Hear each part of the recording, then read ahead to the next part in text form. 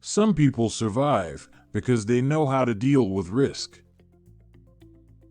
For any setting that you want to prove to be an advantage, do the opposite to also prove the disadvantage. How would it change or improve the end result on a yearly basis if we change that take profit goal?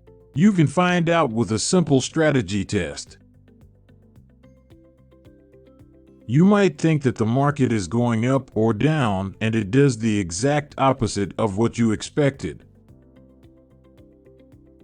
What kind of trader are you? There are some people who are willing to trade whatever somebody recommends. I just do currency pair trading, also known as forex trading. I don't trade stocks and I don't trade options or cryptocurrencies. Traders get paid for risk. They buy and sell something to make a profit. Would you be satisfied with just 2 trades in a whole year? Or let's use the opposite example and you do 1,000 trades a day.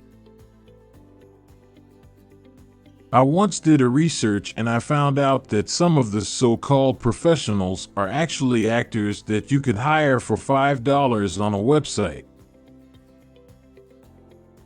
We need to work. We drive around, buy stuff, and spend our time with lawn mowing, fixing things, or we are forced to do paperwork.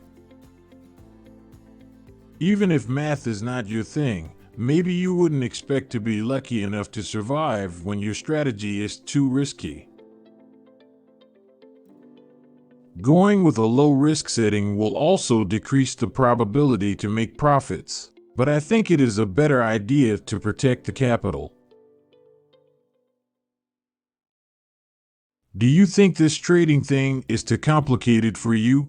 I know that there was a time when things like writing, reading, or driving a car seemed to be a complicated thing.